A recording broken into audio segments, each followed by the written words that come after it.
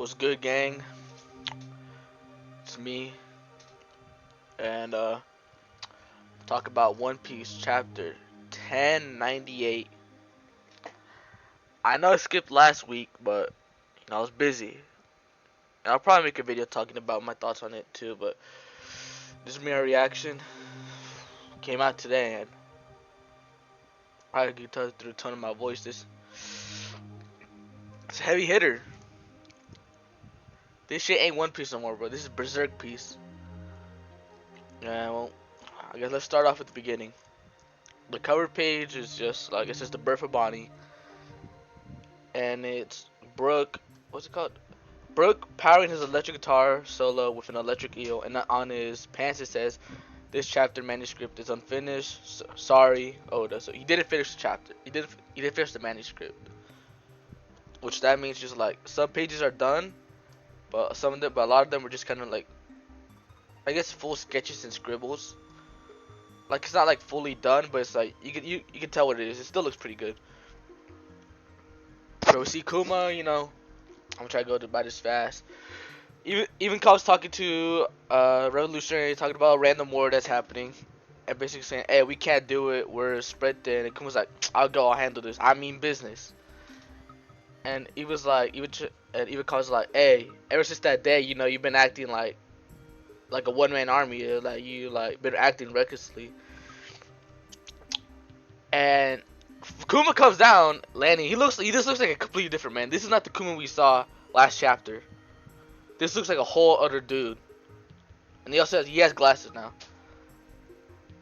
And for the last 2 years, Bonnie has been kidnapped by a celestial dragon and made to be one of their brides. So she was just kidnapped, basically, made wife of a celestial dragon.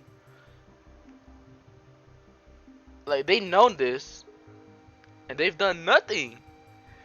The revolutionaries, they know where she's been at, baby. Like, they know the general direction where she's at, and they haven't done nothing to help her. But that's besides the point. I'll talk about that later. Basically, Kuma, you can just see Kuma fighting wars all by himself. And that's just going about the recap about what happened that day and shit. Like when that thing happened on that day, Kuma went to I forgot what the island was called, but he ended a 3-year long battle in 1 day, which all by himself. And basically, we go 2 years after that, and they get a message from Ginny, and basically, oh shit, this fucked up.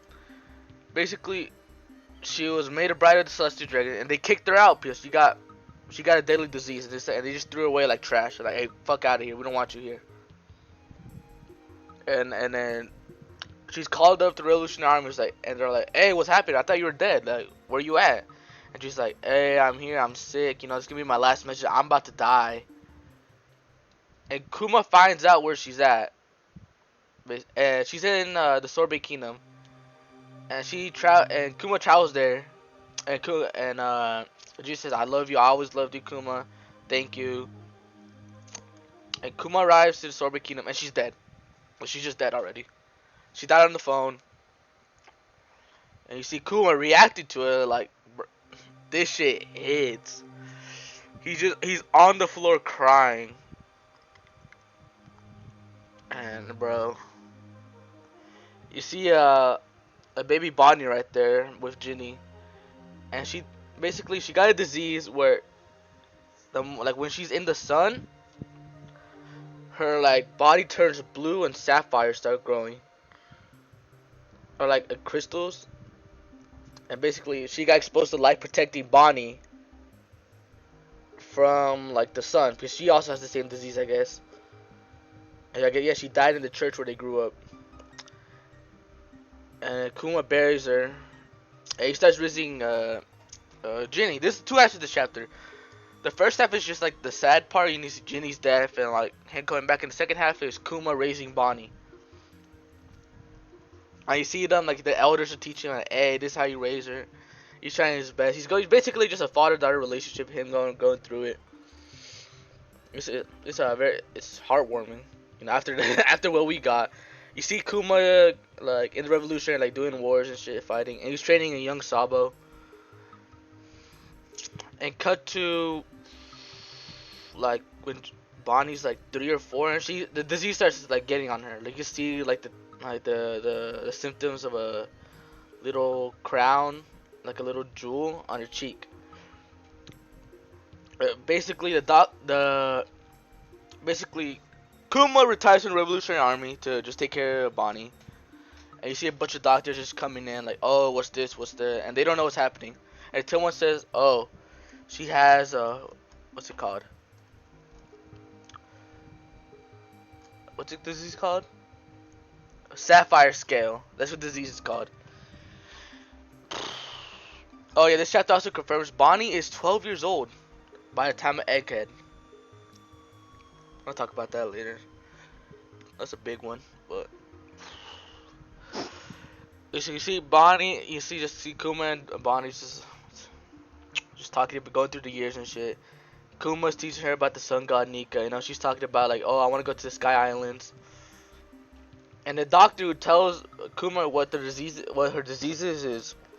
As he says, in her 10th birthday, she'll basically be dead. Because it's like a miracle she even lived this far. But yeah, the disease just gets spread until she's dead. And then Bonnie was eavesdropping, and she misinterprets this as, like, on her 10th birthday she's gonna be cured. And then she's like all happy and stuff. And Kuma's like tells her a lie, like, yeah, you're gonna be cured, it's gonna be great. But even though he's like, oh shit, what have I done? And then the king of Sorbet Kingdom before that got kicked out because of a dragon, what's his name? King Bakori. He's come back and he's burning down everything. He's burning down the Sorbet Kingdom. Basically, and that's the end of the chapter. You see Kuma reacted to it. And let's get to the real discussion. What's first up? Dragon not sliding. Dragon stocks are in the dirt. This dude, the leader of the Revolutionary Army, the insurgent serpent, he knew where she was at, and didn't even try. Just didn't even try to go there. Did nothing. They knew where she was at, but they didn't even try. And this just makes me think, bro.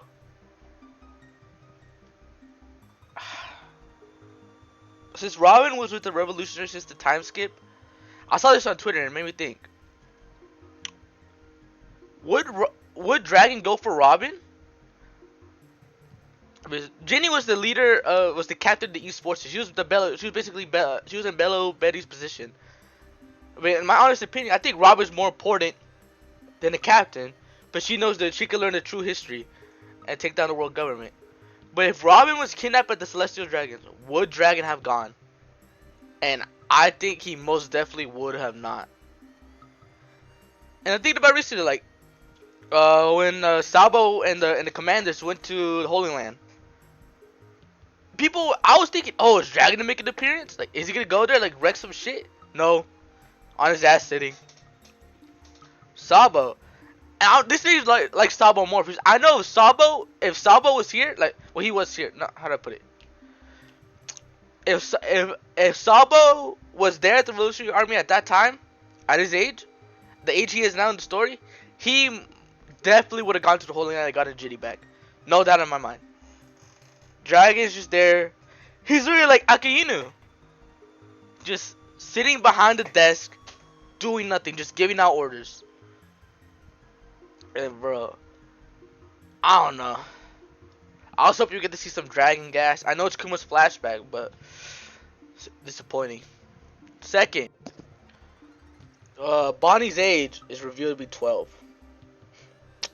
I don't gotta say that much. It's just Oda's a little freak. He's a weirdo.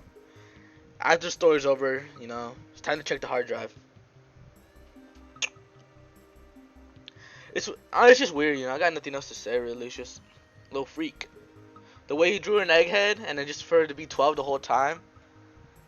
Like, I was thinking, you know, ever since last chapter, I was thinking before chapter 1097, I was thinking Bonnie is the real K. You know, she was born.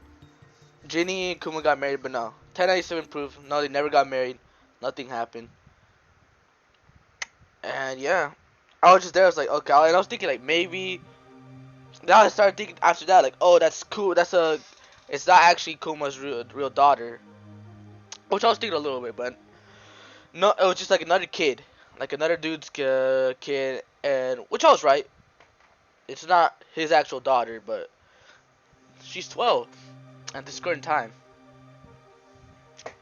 Damn. And let's talk about the end of the chapter. King Bakori's come back. He's burning people down. Bonnie's dying of a disease. So I think two things are gonna happen. The most likely one and the one like my little agenda. But let's go with the most likely one.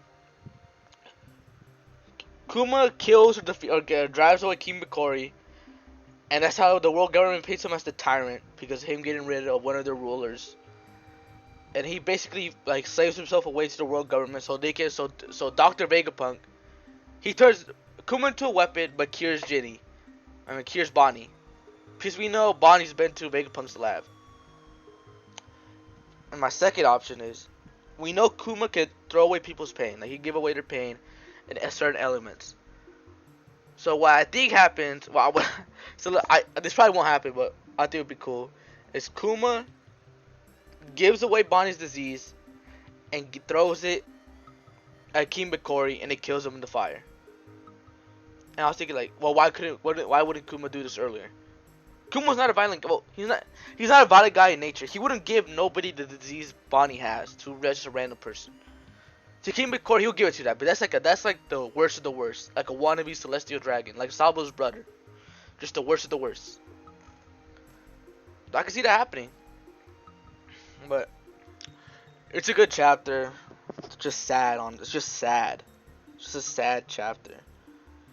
But it was heartwarming in the middle. You know, you got to see him going through the life of Bonnie, and the ending. You know, it's just like, whew. That's it, guys. That's the end of the chapter review. I'll see if I upload last chapter. I'll see if I make a video talking about the last chapter. I'll probably make like a little one just discussing my little thoughts on it. But see you again.